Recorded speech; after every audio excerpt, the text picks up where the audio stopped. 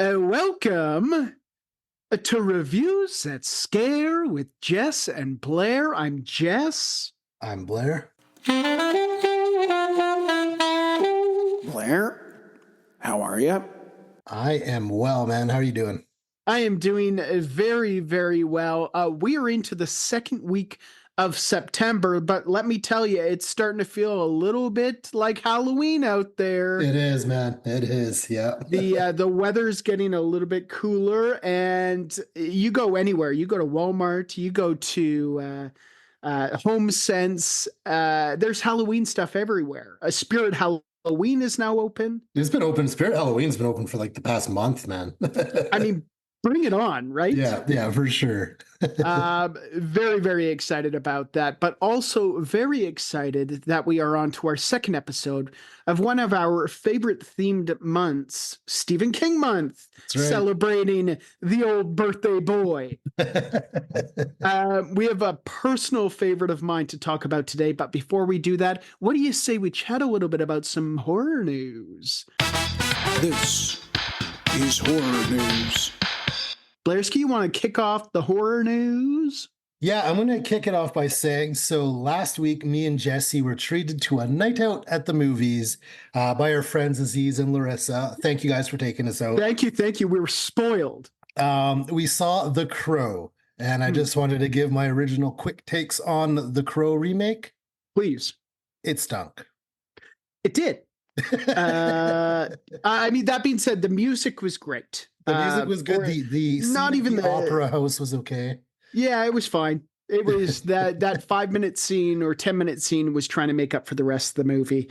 Yeah, it was. It stunk. Soundtrack was great. The rest of it, kind of a stinker.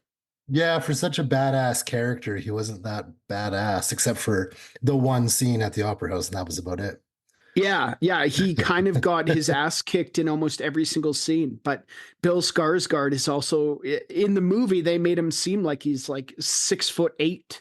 Yeah, full pure muscle. So it's like this guy's getting his ass kicked, really? So again, thank you to Larissa and Aziz for taking us out. It was a fun night. Movie, meh, whatever. Yeah, good company. Movie wasn't great. My next piece of horror news could be for a movie that might not be so great, but we will see. Peter Pan's Neverland Nightmare. The official trailer is out. Jesse, have you had a chance to see it yet? Nope. No, I'm. It's very similar to the newest Alien movie. I'm waiting to see the full movie in action. You're just going to go in. Well, I will say this. It doesn't look like your classic Peter Man story where he's actually in Neverland. From what I can tell, he looks like a serial killer. His creepy white van to kidnap people says Neverland on it. Right. So I don't know. We'll see how it is. I also read those are the same people that made Winnie the Pooh, Blood and Honey. Correct. I also read that they are making a standalone Piglet movie. So they are not making it. Somebody else is. I read that today, but a Piglet movie is coming out. Yeah. But it's a different company making the Piglet movie. Okay, that's wild. That is wild. Good on them. It's not part of the Pooniverse. Okay. I saw a poster. I don't know if it was an official poster, and he kind of looked similar to the Piglet in the Pooniverse. So I agree. He had the tusks. He looked, in my opinion as well, he looked very similar to what we saw in Winnie the Pooh, Blood and Honey. Well, I guess, Jesse, we're just going to have to wait and see. I guess we'll have to wait and see, and we'll see at the theater. We'll see at the movies. Yeah, we'll be there. The final piece of horror news I have is Beetlejuice. Beetlejuice is out this weekend. Yeah. I have not seen it yet, but the numbers are insane, making over $110 million just domestically on opening weekend, which is wild. I mean, surprise. Yeah. It was really, they kind of lucked out where this is a movie that could technically be released several times throughout the year. You could have released it with the summertime blockbusters and it would have been huge. I could see it maybe not getting the Deadpool Wolverine numbers, but I could see it getting very high numbers. Yeah. But I could also see it, obviously, what they're doing now being released closer to Halloween. Yeah. This movie is going to make them a shit ton of money. No, people love Beetlejuice, man. People love Beetlejuice. They love it. They go crazy for it. And they love Jenna Ortega. Tim Burton. Tim Burton. Yeah. It's a perfect mashup. It's one that, yeah, I'll maybe wait until things kind of die down a bit before watching it. Yeah. But it's a big movie to kind of wrap up the summer with. Yeah, I'm excited to see it. I want to rewatch the original before I watch the second one because it's been way too long. So I kind of want to freshen up on it. Yeah, I agree. It's been a minute for me as well. Yeah. I've got a couple pieces of horror news here to add to the Beetlejuice news. Yeah. We have a comic book adaptation alert.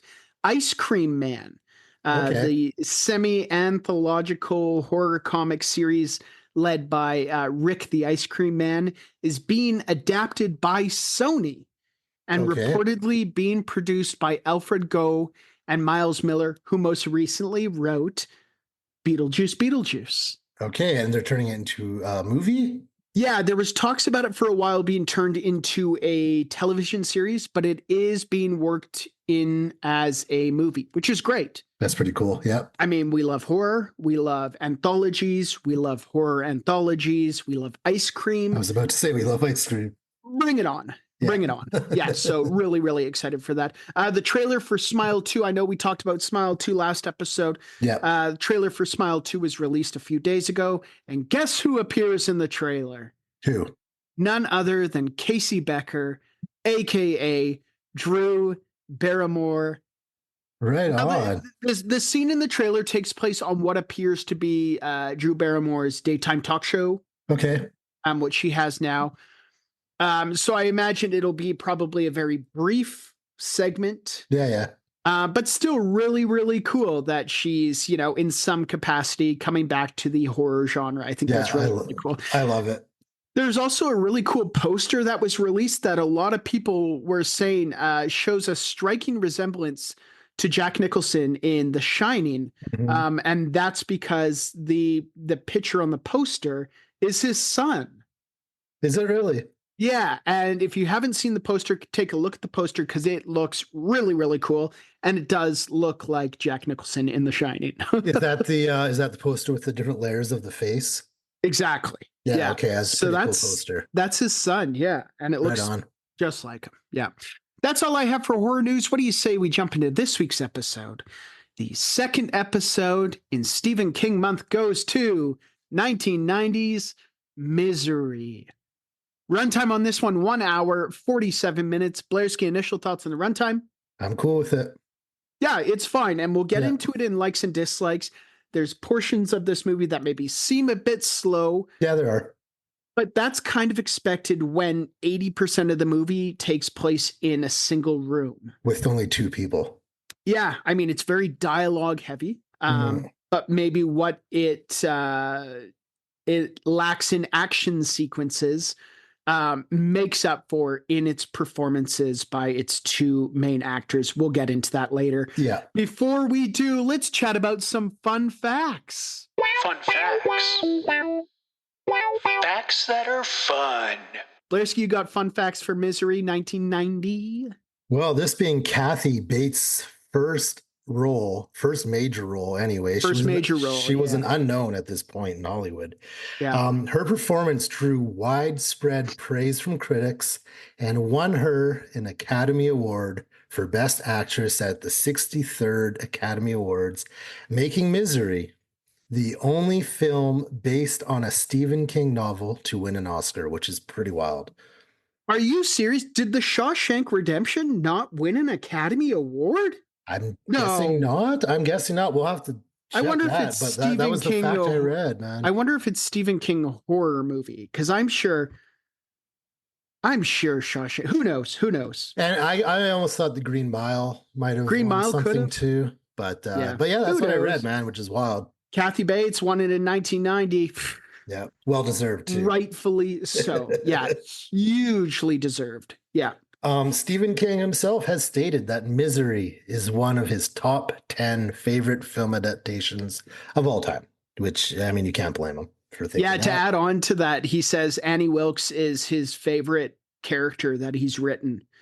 That's Um, pretty cool. he said that while writing Annie Wilkes, the character was always surprising him when he was writing. So that's kind of cool. And also because she's an obsessed fan over an author, I wonder if it's based off something he's personally experienced in his life. I thought I read somewhere that it was loosely based off of just kind of like the fandemonium when he was getting really, really big and how fans were getting, it's Yeah. a little bit crazy for somebody who maybe that wasn't the focal point when they started was the fame, but the fame just comes with it. Which makes sense. I think he wrote the book in 87, which is going to be around the time he started really, really, really getting noticed. Getting into it. Right. Yeah.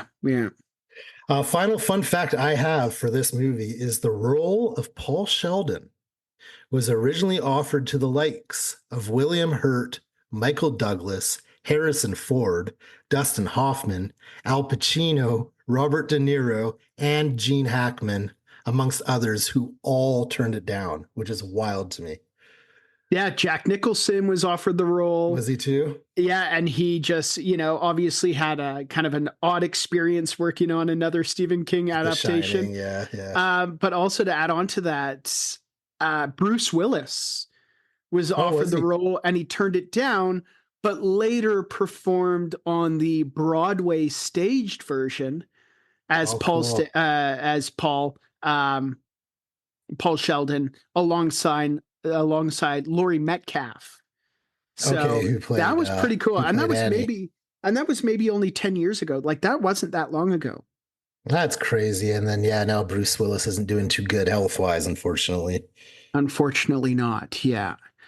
I've got a few more fun facts here. James Caan and Kathy Bates clashed over their acting methods. James Caan didn't like rehearsing, and Kathy Bates, coming from the stage, was the opposite. Yeah. Rob Reiner told Kathy Bates to use that frustration in the character, which she absolutely did. Yeah. And then they later went on to become really good friends, Kathy Bates and James Caan, which is Right really on. cool. Yeah. Stephen King wasn't crazy about selling the rights for Misery. But after he saw what Rob Reiner did with Stand By Me, he agreed to sell the rights with the understanding that Rob Reiner would either produce or direct. And of course, he ended up directing, which is really, really cool. And then lastly, apparently Kathy Bates was the first and only choice for Annie Wilkes. Yeah. Which is fantastic. I couldn't see anyone else playing that character. Absolutely not. Even with like the stage adaptations, there was rumors that Julia Roberts was going to be in a stage adaptation, which Stephen King immediately vetoed. Yeah, no way, man. I can't see anyone else doing it but Kathy Bates. No. Yeah. Let's chat about the fine folks who worked on this movie because they are incredible. Mm-hmm. First of all, directed by Rob Reiner, also directed 1992's A Few Good Men, 1989's When Harry Met Sally, 1987's The Princess Bride, 1986's Stand By Me, 1984's This Is Spinal Tap, and starred as Michael, aka Meathead, in All in the Family. 184 episodes. Wow, man. Yeah. This one written by Stephen King, the man, the myth, the Stephen King. We don't need to say anything more. If you don't know, now you know. Yeah. Also written by William Goldman. Holy, what a resume. 1969's Butch Cassidy and the Sundance Kid. 1976's All the President's Men. 1987's The Princess Bride. 1976's Marathon Man. And 1977's A Bridge Too Far. Some big movies there. Yeah, man. This one starring James Caan as Paul Sheldon. Also starred in 1981's Thief, 2009's Cloudy with a Chance of Meatballs, 2003's Elf, and as Sonny Corleone in 1972's The Godfather, one of the coolest death scenes in movie history, Sonny Corleone. Also starring, of course, the amazing Kathy Bates as Annie Wilkes, starred in 1997's Titanic, 2002's About Schmidt, 58 episodes of American Horror Story, 1998's The Water Boy, and 1991's Fried Green Tomatoes. Legend. She's great in everything, man. Absolutely everything. Brilliant, yeah. And then also starring Richard Farnsworth as Buster, Sheriff Buster, starred in 1984's The Natural, 1998's The Straight Story, 1994's Lassie, and about a million Western movies. Yeah. Yeah. He looks like a cowboy. I was about to say he looks like it for sure. Yeah. Synopsis for 1990s Misery, courtesy of our dear friends at IMDb. After a famous author is rescued from a car crash by a fan of his novels, he comes to realize that the care he is receiving is only the beginning of a nightmare of captivity and abuse. Yeah. Yeah, that's the movie. That's the good fine. synopsis. It's going to be a tough one to. We'll get there. We'll get there. Yeah, it's fine. Okay, let's jump into one of our favorite segments of the show, Kill Count. Kill count. The time of the show we count the kills. Blairski, do we have a kill count for this one? Yeah, we got two. We got a kill count Okay. of two in this movie. Yeah. Which, I mean, with the cast of really 4 characters, Yeah, that's pretty high. it's half the cast. It's half the cast right there. Absolutely. Okay, let's jump into one of our favorite segments, likes and dislikes. Likes, dislikes, likes, dislikes, and everything in between. The portion of the show where we talk about what we liked, what we didn't like, and everything in between. Blairski, do you want to kick this one off? What did you really, really like about Misery? So this is what I'm going to say. This is going to be kind of a hard one to talk about because I don't have much written down, man. It's, as we said earlier, it takes place in one room. Yep. With two characters, basically. First and foremost, the performances. Their performances in this movie are fantastic. They drive the entire movie. Absolutely phenomenal. Yeah, Kathy Bates is a powerhouse who Yeah. leads this movie. Yeah. And then James Caan is so effortlessly uncomfortable Mhm. throughout the entire hour and 47-minute runtime. Once he realizes that Annie Wilkes is not who she seems to be, just the uncomfort level just through the roof. He was great in this. Yeah. Yeah. They both were fantastic, man. Yeah, I agree. This is, I know The Shining is huge. I mean, there's so many great Stephen King adaptations. This one is, I think, my favorite. It's definitely up there for me. I'm not sure if it would be my favorite or not, but it's definitely up there. It's so good. It's so good. It's definitely one of the better ones. As far as an adaptation goes, it's been a while since I read the book. I have not read the book. There's some things that change. So the whole hobbling bit, there is a sledgehammer in replace of a chainsaw. Yeah. Was it a but for chainsaw or an axe in the book? Is it chainsaw? I can't. I know it was amputated in the book. Yeah. For some I reason, can't thought it remember was if an it's. axe. It could be an axe. It could be an axe. It's been a minute since I read it, but as I recall, as far as adaptations go, definitely a pretty clean adaptation of Stephen King's works, which can be pretty difficult. Oh yeah, no kidding, man. I thought the music in this movie, obviously we talk about music every single episode, but the music in this movie, man, is a character of its own. It adds so much to the already tense situations. Yeah. It cranks the intensity of this movie up to an 11. That's what this entire movie is, just tension and suspense, the entire movie. Yeah. You never know when Kathy Bates as Annie Wilkes what's gonna set her off. She's a live wire. You know, you don't know what's gonna set her off or what she's gonna do when she's pissed off. It's a legit psychopath. Psychopath. And just again, going back to James Caan, his just kind of interactions with that loose cannon is just, it's great. I'm glad Really, you really pronounced it first because I've been pronouncing it James Cain the whole time. James Cain, oh James Cain. James Caan. James Caan, yeah. Going back to the acting, Kathy Bates just plays both sides of the character so well. Yeah. She can really just flip at like a switch. Yeah. It's kind of scary, man. Actually, it's very scary. Yeah, and I think what is so great about these characters is, as per usual Stephen King, the characters are so well written. Yeah. Where it gives them so much to play with. So obviously, the beginning we see Annie Wilkes, the savior, the life support for James Caan's character, bringing him, nursing him back to life, Mhm. and then within a second, she's lost her mind and is about to bludgeon him to death, or Mhm. she's depressed and wielding a gun, or she's back to normal. Yeah, And, it's really weird, man. it's so good. The Yeah. character works. The script in this one was great. Yeah, it was. Really, really great. I love the relationship between Sheriff Buster and his wife. It's funny, man. It's the It's comic so- relief the movie needs. 100%. Yeah. It's so fun and it's so sarcastic. And those scenes, like you said, it's a nice reprise from the heaviness of Mhm. any of the scenes with Annie Wilkes in them. Yeah, 100%. I had mentioned earlier, I felt like maybe, and I've seen this movie, I think, more than any other Stephen King adaptations. Okay.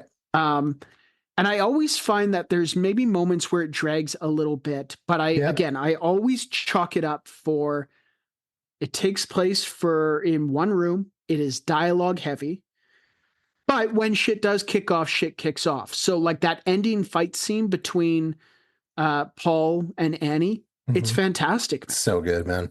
It's So so good. Yeah, he's got nothing left in the tank, but he's fighting for his life. He has no choice at that moment. Like at that point, he's either getting out of there or he's dying in that house. So Yeah. Anything you really didn't like on this one or weren't partial to? but not really. I go back to the comment you just said. I did write some moments are a little slow, but it was Yeah. nothing that would actually take away from the rest of the movie. Yeah. All in all, I did find the pacing pretty good. Yeah. The set, it was very simple. Yeah. Honestly, there's not much to it, but again, that's all that was really needed for this kind of movie, right? You can tell why it was adapted into a stage play as well. Yeah. 'Cause I mean, it's it takes place easy in to one put room. together. Yeah, and it's it's dialogue heavy, lots of intensity. You rely a lot on the acting performances, and it's in one room. Yeah, it's in one room. That's the thing. It doesn't take much to put this together. Like it Yeah. doesn't as far as set or CGI staging or of it. practical effects or any of that. You need two very good actors. Yeah. And that's it, really. You need two good performances to make this movie. Yeah, that are gonna Love like that. it is such a great chemistry that the two of them have, the back and forth, back and forth, back and forth. Yeah. It's one last thing. I really loved the camera work in this one. Yeah. A lot of the scenes were just like tight close-ups on Annie and Paul. The two of them basically take up the whole frame in most of the Mhm. scenes that they're in. Yeah. And it just, again, it's like the music, it just cranks up the intensity. Yeah. It just makes everything just so unnerving and unsettling. And yeah, you never know what's going to happen. I will say too, not only the end fight scene, but that one scene where she takes the sledgehammer to him. Yeah. That is a brutal scene. That is very tough to watch. And you see it all. You see it all. You see it all. And like, again, and to that nod, I mean, the prosthetic work, awesome. Really good. Yeah. It's the only time you really see it, and it was great. Yeah, the beginning when she pulls away the sheets and you see his legs, which is the first kind of notice of the damage from the car wreck. I mean, that makeup work on the legs, which I'm guessing were prosthetics. I don't know. They were very swollen. They were very purple and discolored. Very swollen. Yeah, I don't know if he just slipped them on like Yeah. leggings or something, but I mean, the makeup looked great. Mhm. Yeah. Yeah, really, really cool. I have very little bad things to say about this movie or even indifferent things to say about this movie. It's a great watch. Yeah, I enjoy this movie. I've seen it quite a few times as well, and Yeah. I always enjoy watching this movie. But it's as I said, it's tough to really list likes and dislikes about this movie because I don't really have any dislikes, and the likes are very easy to say in just a few sentences, right? And not only that, our likes will most likely be everyone's likes. Yeah. I mean, Yeah, Kathy exactly. Bates and James Caan. Yeah. That's it. Enough said. Enough said. That's it. Meet Stephen King. Enough said. Yeah, that's it. That being said, let's move along to our next segment, one of our favorites, lessons we learned from watching 1990s Misery. Lessons we learned from watching. Insert title of movie here. The segment of the show where we talk about the valuable life lessons we learned from watching said movie. Blairski, did you learn anything while watching Misery? You know what, Jesse? I actually did. I learned two things. First being during a snowstorm in the middle of winter, do not take your Mustang for a rip downhill on the side of a cliff. It will not end well for you. Vintage Mustang. Yeah, no kidding. The worst snowstorm of the year and you're cruising down the side of a cliff. Not a good idea. The last thing I did learn from this movie is if you want to keep someone hostage, the best way to avoid escape is by breaking their legs. They can't escape if they can't move. Hey, I mean, it seemed to work. It worked For a while. For a while, anyway. I learned here, and this one might be something I already knew, but Stephen King knows how to write characters, Kathy Bates knows how to act, and Rob Reiner knows how to direct. Yep. Simple as that. Simple as that. I learned learn how to unlock a door with a hair clip. You never know when you might need to unlock a door with a hair clip. Also, by the way James Caan does it, it's relatively easy. I've done it. Have you ever done it? No, absolutely not. I don't know if it's a hair clip or bobby pin. They're the same thing, right? Same thing. That is your middle name, Mr. B&E, Mr. Breaking and Entry. Not like someone else's house, but like accidentally locking the bathroom door or something. Yeah. You know what I mean? Accidentally. Oh, I accidentally stole this VCR. VCR. Yeah. Mid 90s here. Then finally, I learned hobbling is an act of crushing the bones in a person's ankles and feet so that they can't walk. Grotesque. Very grotesque, yes. Grotesque. This leads us to one of our favorite segments, Line of the Night. Line of the night. Line of the night. Line of the night. Line of the night. Line of the night. Line of the night. Line of the night. Line of the night. Line of the night. The segment of the show where we discuss our favorite lines from the movie. They might give us the chills. They might give us the giggles. All we know is that they are our favorites. Blairski, there's a plethora of lines in this movie. It's line after line after line. What do you have for Line of the Night? And most of those lines, to be honest, are all said by Annie. 100%. So I do have 3 lines I wrote down. 2 were by Annie. One is by the sheriff. I'm going to start with the sheriff here. Great. He says, if you're going to have benches out in front of your store, people are going to want to sit on them. Said by the sheriff to someone over the phone after they called to complain that someone was sitting on the bench outside of their store. Well, yeah, burn the bench. Burn the bench. Yeah. Get rid of it. He's like, well, I don't know what you want from me here. He's like, I'm not coming over there. Yeah. Yeah. All right. My next 2 line of the nights, both said by Annie. First one is, he didn't get out of the cockadoodle car. Yep.